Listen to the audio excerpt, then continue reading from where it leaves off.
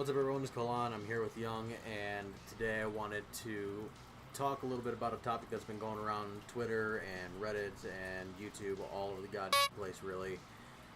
Battlefield 5 has been delayed until when? Like November? November 20th. November 20th. Yeah, I posted on Facebook that it was September 20th. It's actually November 20th. The open beta is going to be available on September 9th still, right? Yeah, last time I checked, it's still doing the countdown. Okay. And a lot of people have been pissing and moaning, saying that this is going to be a bad thing. You know, people are saying this is going to be a good thing. So I figured it'd be a good thing to break it down. And we're both kind of well, I'm a casual gamer. Young's a bit more of a competitive player.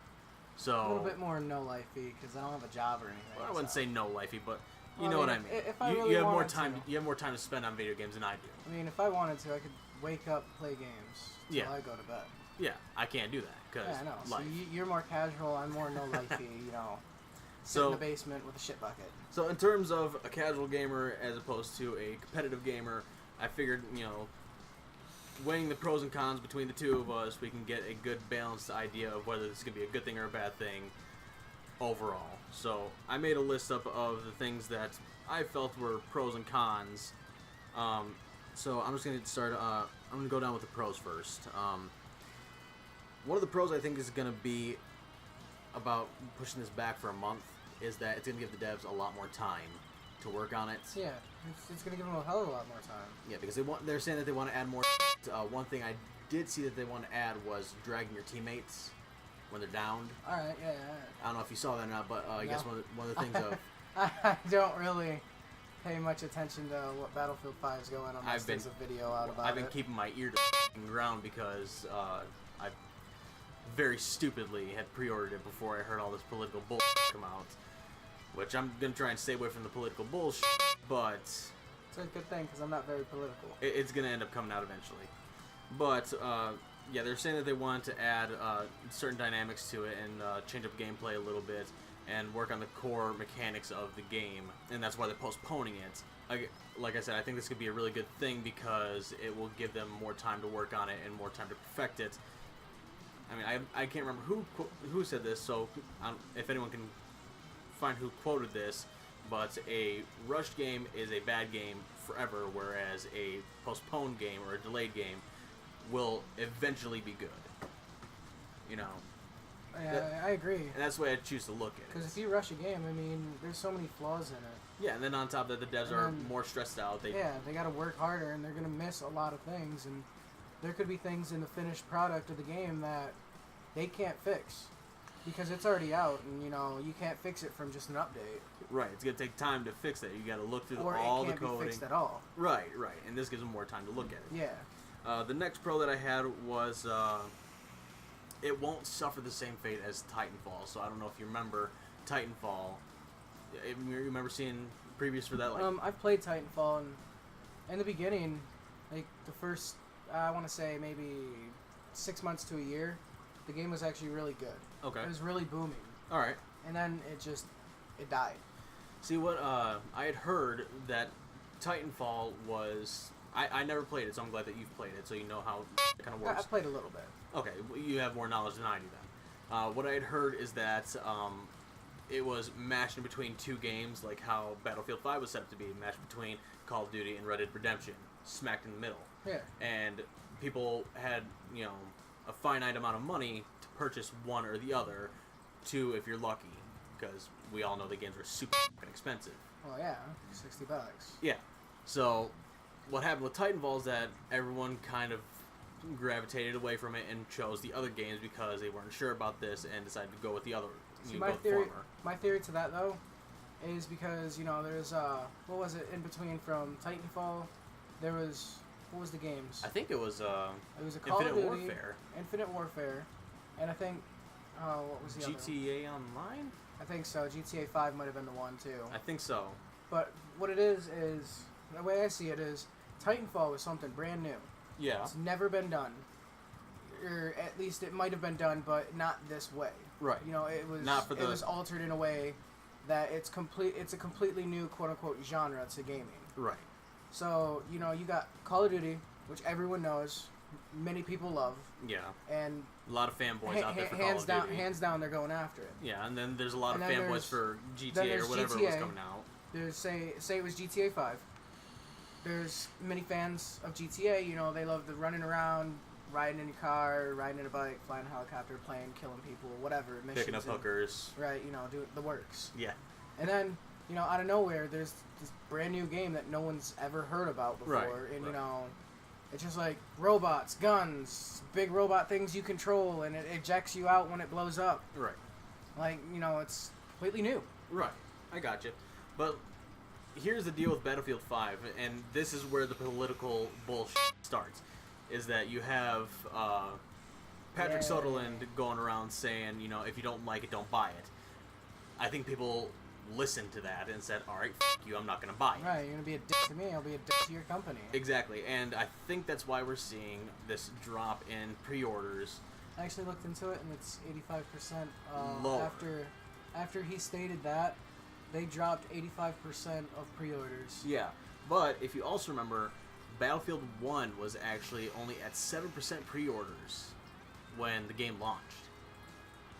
Because people were kind of unsure about going back to this slower time period. Nobody was so sure about World War One because there's not a lot of history we know here. I mean, in America, we don't know a lot about World War One. Right, but on the flip side of that, World War II is hammered into our, you know, curriculum in school. I know you remember this. I know my history. Yeah, and people were excited about a World War II game. You know, everyone loves World War II games because that's where, you know, FPS has started in World War II games. That's going back to where, you know, the basics World of War this II and shit. Vietnam. Yes, and when you have Battlefield 5 coming out in the era of World War II and still no one's buying it, there's a problem. The problem is the political shit. I think, this is my speculation, is that the political shit you threw out there and then, you know, in the faces of the community, who is, you know, your fan base, and they said, alright, you, we're done. Right, I mean, I don't blame anybody that was going to pre-order it or had a pre-order set and then they cancel it because, I mean, if you have someone that's, what was he, a developer? Patrick Sutherland was the basically CEO of the company of EA. Oh, okay. The one who owns DICE.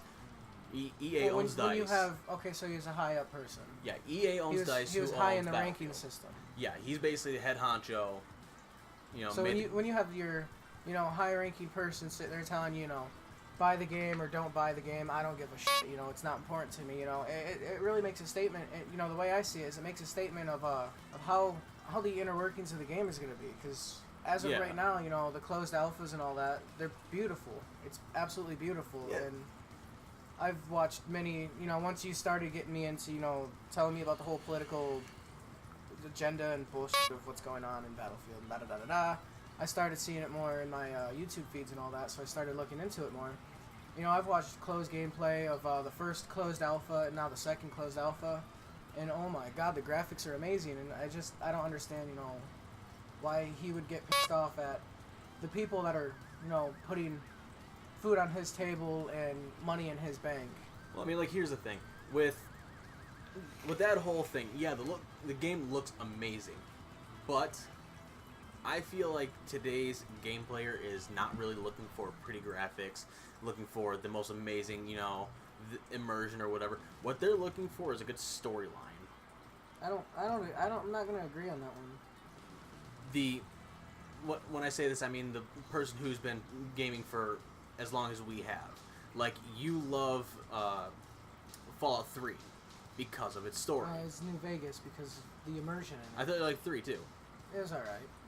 Regardless, you like the story. You like the way you could progress and level up and all the good shit, and it had a good story to it. It had substance to it. But now you're putting kind of a role-playing game mixed in, or side by side, into an argument of a first-person shooter. You know, I have different views on both opinions there. You know, okay. I like a good story in a RPG or an MMO because that's what I'm playing it for, is for that story. When I'm playing an FPS, I'm looking for graphics, gameplay, Yeah, And, don't get me wrong. Graphics are a very key point in your I'm pretty immersion. sure a lot of people would agree with me. In a first-person shooter, you want graphics and just stability into it. Yeah, don't get me wrong. Not a lot of people that play FPSs are worried about the story to it anymore. Right, no, I get it. Like, the casual gamer now, which is basically everyone, because video gaming and gaming in general has become a casual thing. It's become open to everyone, where everything is accessible by everyone, because everyone has a console, everyone has a PC. Anyone can get a hold of it. Everyone has a phone that they can, quote-unquote, game on. You know, yeah, I know, I feel stupid for even saying it. But, point being, I'm going to counter your argument with you don't really focus on story with first-person shooters. With Black Ops 1, I was hooked on that fucking story and campaign. I didn't really give two shits about the multiplayer. Okay, but that's you. Me, I was hooked on the multiplayer. Right. And then there's countless others that were hooked on zombies because it was something new. Exactly. And that's why we have two different opinions on this, is because I represent the, people who wanted the good story and got the good story. You represent people who got and wanted a good multiplayer experience.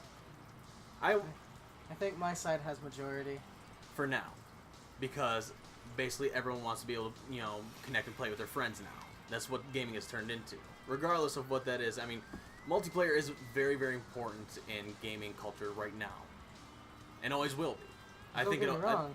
When you get sick and tired of getting your ass handed to you online, it's go cool off with some campaign. It's always nice to go, jump into the campaign and feel like a god again. Yeah.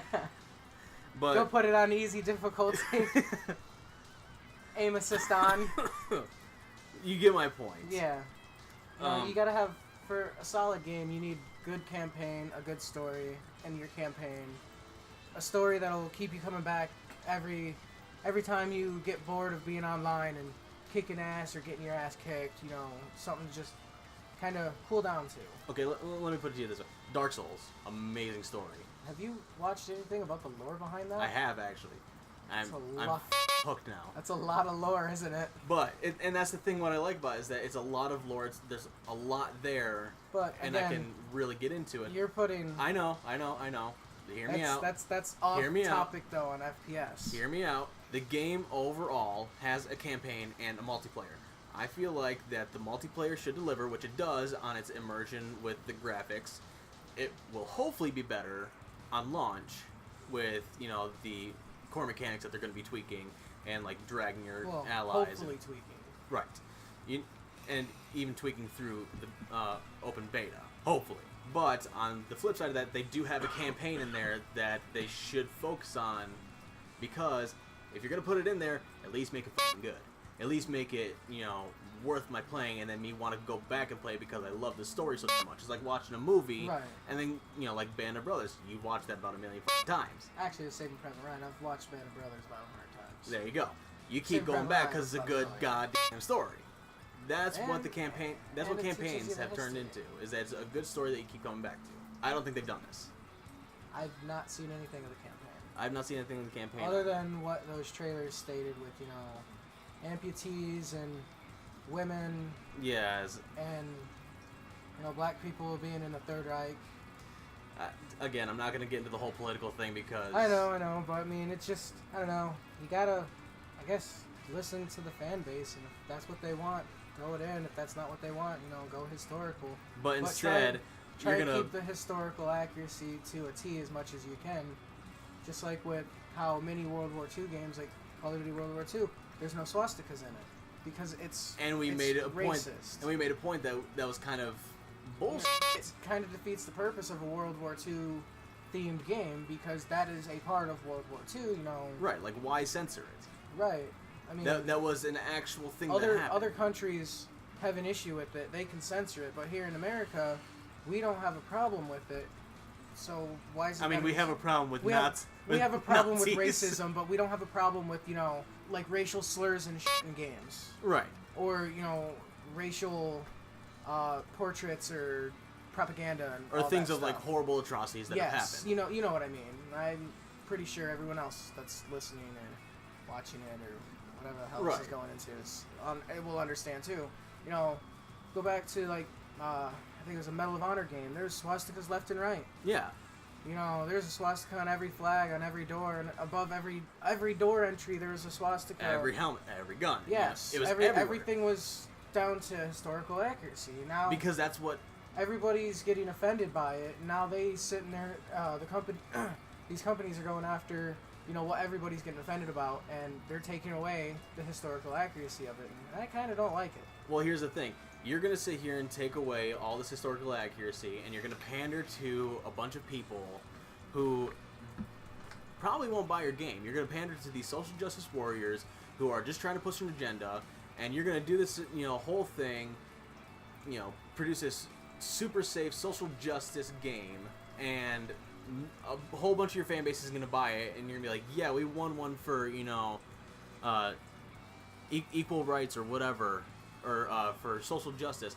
You gonna buy our game now? Nah, you. We don't play games that push violence. Yeah. It's completely backwards. Yeah, you got me.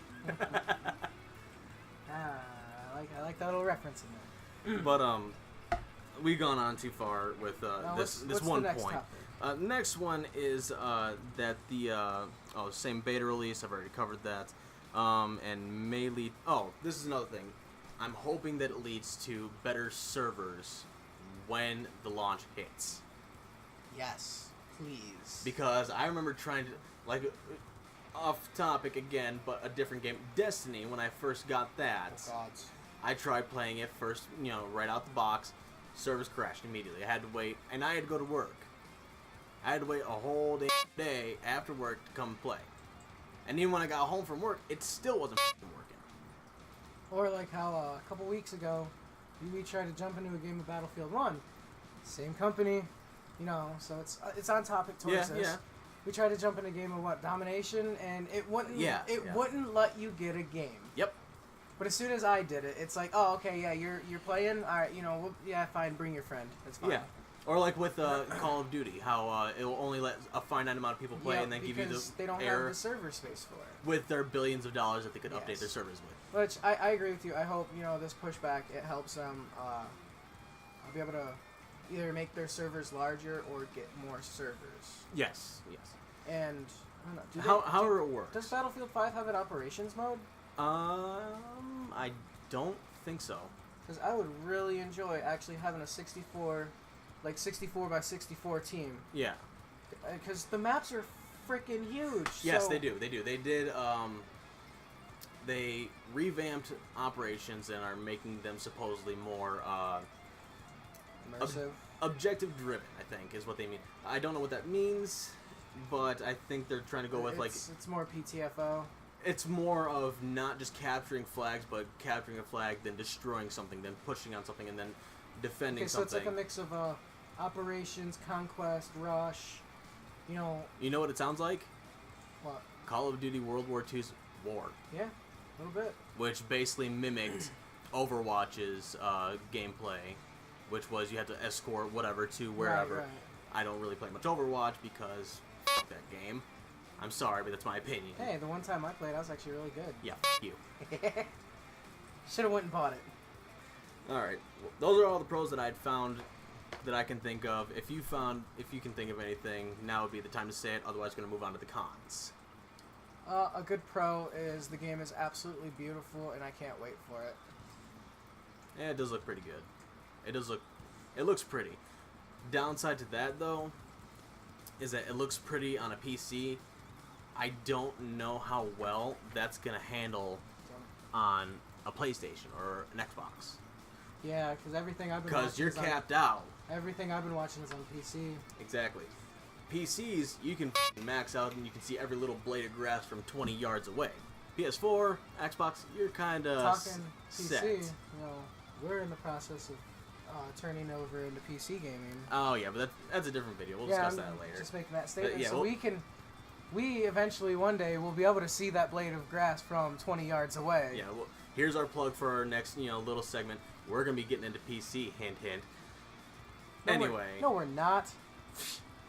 Cons of what I've found, or what I can think of, is that with DICE pushing this back and EA pushing this back, it makes me feel like that they aren't entirely competent in what they're pushing. They're not entirely competent in their product that they're giving. I feel you on this because, I was trying to read your writing. My chicken scratch. Yeah, it's really hard. My doctor's note. That's really hard for me to read, but I got in a little bit, and it was stating, I read something like it looks bad for the people that have pre-ordered it or already bought the game, because you're expecting a full game by this release date, and if they push it back, it makes you sit there and think, like, in my head, it makes me think, like, if I pre-ordered this game, and they pushed it back another month, you're not entirely sure you want it anymore. Then, no, it's not even really that. Is if they wouldn't have pushed it back, is my game that I just paid, 60, 70, 80, 90, 120, 140, gods know how much money, really complete? Right. Did I just throw away all this money for, half a game? I mean, that's basically what pre-orders are. I mean, you understand this, that pre-orders are basically throwing money at a bunch of assholes who haven't finished the game yet, and the promise that they'll give you a little something extra on the side. Right. But where I'm going with this is that people who've already decided that they don't want it aren't going to buy it. That's just plain and simple. They're not going to buy it. They're going to wait until it comes out, see how it plays, see how everything goes, and then purchase it. Like me. Exactly. But people, I don't have the money to blow for it. People who are already on the fence about it, about not entirely sure if they want to buy it or not, are now either going to be looking at the positives, or they're going to think, wow, they don't really know what the hell they're doing. I'm not going to buy this shit. Right. So you've basically just cut even more sales. It's basically stating, from these two sides, you and me. Yeah. I always look to the positive side of everything, kind of mainly. I'm a fucking narcissist. And you are always looking at, the bad and negative sides of I'm not a narcissist, I'm a pessimist. That's the word. That's sure, a big fancy word. Big fancy words. Use it on my tiny little brain. And it just makes it those people who are already on the fence either a little more okay with it or completely unsure. Or completely against it now. Right. Like, you got the people that are sitting there saying, all right, this is a good thing, they're going to be able to do something on the game, and then you got the people sitting there going, well, I want my game. Which, case in point, EA's stock from when they announced that they're pushing it back had went from 100 and I think 50, I can't remember where that was, per share, dipped down, like way the down, into like $120 a share, and is still going down to my knowledge. So basically people are jumping ship on this. They're wanting out of EA, they're selling their stocks, and they're just getting the f*** out of it. They're evacuating. They're getting the f*** out of Dodge. And I think that's reflective of people who are now, getting rid of their pre-orders. No longer, people are deciding, I'm not going to buy this game.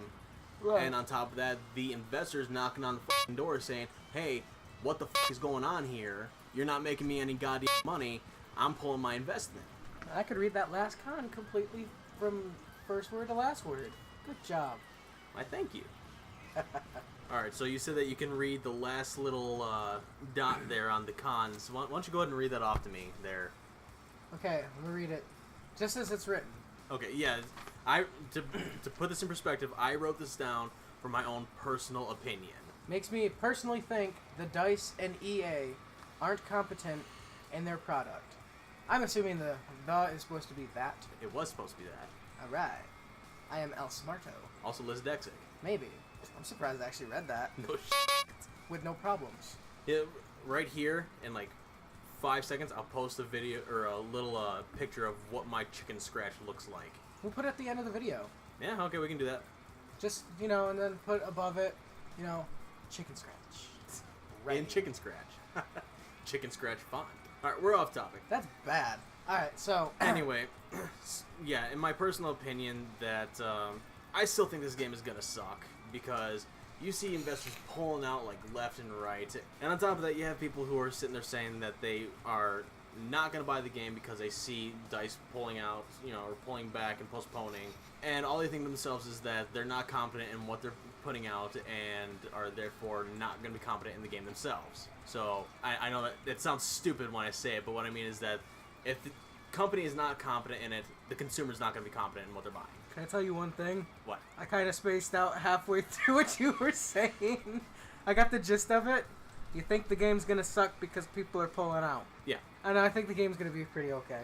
I think it'll be okay for multiplayer. I think, well, my perspective is always in the multiplayer, because that's what I jump to. Yeah, well, I mean, let's be honest. Everyone's buying this thing for the multiplayer. No one's really buying this for the campaign. That's just how gaming is now. I really wish it wasn't. I really wish that I could get a good story once in my goddamn life. Or make the multiplayer and the campaign kind of the same. Like in Battlefield 3, when you had the co-op missions. Oh, that yeah, was yeah. That was based off of parts of the campaign. Yeah, yeah. You know, I would like to see something like that in World War II, because that would be amazing. That would be pretty fucking awesome. But, I mean, I digress. Most people are playing this game for the multiplayer, so that's mainly what we should probably focus on. Because I can only guarantee that the campaign's not going to be that great. Personally, I love Battlefield 1's campaign. That's actually pretty good. I love that campaign. I ended up finishing the campaign in like the span of 2 months, because, you know, multiplayer and all. Well, I ended up playing the campaign. It took me like, I think 2 solid days of playing. But for me, Wi-Fi goes down, I guess I'll play the campaign. But to be honest, that story actually made me tear up a little bit. I'm heartless, I guess. I didn't feel nothing. What I mean, like, is, you know, the whole, like, you know, the humanity of war and, you know, how everything was changing with all these new... Like, in the very intro, when it shows, as a British soldier and a German soldier, they get up, and then the fog of war basically lifts, and they're just standing there, and they're, like, just holding their guns at each other. That was one of the Harlem Hellfighters. Shut up. I didn't pay attention. But the one black dude and the one German dude are sitting there pointing their guns at each other, and then the fog of war lifts, and there's light, and they put their guns down, and I just assume after the camera zoomed away from panned away from everything, they just kind of, someone shot someone, because that's just how it's going to go. But I just kind of like to imagine that they sat there and put their guns down, said hi, said hello, and then went their own separate ways, and they both walked home. Exactly. I mean, like, that's basically what it was. That how would the Hellfighter walk home? He's across seas. Shut the fuck up. You know what I mean. Basically, they said, this is stupid. Said, fuck this. Maybe I'll kill you later. See you on the other trench. You too. But I liked the campaign because it told a really good story. It looked into a lot of aspects of the war and how horrible it was and how it, you know, tore countries apart, redrew maps, and, you know... It remade the landscape itself. It reshaped the entire world. That's why it was called the Great War in World War I. Because it was supposed to be the war to end all wars. I'm adding into you it reshaping countries. It also reshaped the landscape itself. With exactly. All the shell blasts and everything. You know, you can't fix that. You can't just fill that in. Well, I mean, there's certain areas that you still can't even go. Yeah, because there's undetonated artillery rounds and all that. Yeah. Or there's still trenches that are polluted with the poison gas. Yep. That if you go into and touch the dirt, you actually get the effects of it, like in World War I, when the gas would come by, and it was the final form of which was mustard gas, wasn't it? I think so. It was a high form of mustard gas. Okay. But when it touched you, it blistered your skin. Like, there was no escaping it unless you were in an urban or 21st century hazmat suit now. Right. You know, because they were just wool clothing. There's openings everywhere. Yeah. Point being, it changed the whole world. It changed everything. Not really for the better at all, more or less for the worse. Because there was good into it. There was good in it, but in the end, we didn't learn a goddamn thing because that war was supposed to end all wars, and look at us now. But it taught us how to upgrade our tanks. That's true. And it also taught us that trench warfare is stupid. Yes, that is very true. It also taught us that... Okay, enough. We're off topic. Use your tanks as a shield, not your people. Or, you know, just sit in the back of the map and snipe. Okay, let's not bring multiplayer into this. Alright. This video's gone on long enough. We have a fuck ton of shit that we're gonna have to be editing out, and all that good shit. Yeah, like that sentence right there. Yeah. Now we'll leave that in. But, thanks for coming out and watching. Thanks for hearing our 2 cents about it. Well, I have 1 cent. Yeah, you had a couple cents in there. It's about a pen. A pence. A hay penny. Hey penny, there you go. A hay mark. Getting a little, We're gonna get into a Renaissance for a little bit. But, Battlefield 1712. The Renaissance Fair. Thanks for coming out and watching. I'll tell it because he doesn't like to say it. Like, comment, subscribe. No. Throw us a comment there. I'm not gonna ask you guys to like and subscribe. If you want to do so, go ahead and do so. And I'm not gonna beg you to, but if you do, we both really appreciate it, and it helps us grow the channel and helps us get our message out there. Basically, if y'all leave us a comment or give us a little likey there, we'll get more enthusiastic about wanting to make more videos instead of 2 a month. Yeah, that's it. Also, with this being the new video formats, leave a comment down below letting us know how much you like it, how much you think it needs to change, Any tips or suggestions that you have for us, like from mic placement to music use, even the clips that we use, let us know, and we'll do the best that we can to listen and adhere to that. And look out for the next Battlefield 1 video. You want to do that now? Yeah, we do that after this. Okay. Later, guys. We're going to go do that. Yeah! Is it off? Yeah, I think I shut it off. You can probably put your pants back on. Really? I can? Yeah. Okay, because it was fucking weird sitting there with you, like, right across the small table with no pants on, man. Like, hey, this is the way I do things, man. If you don't like it, you can go do something else. Look, man, I'm just saying, it's not that hot in the house right now, and I know it's not. We could have kept pants on. Yeah, we could have, but I like looking at Wait, hold shit. on.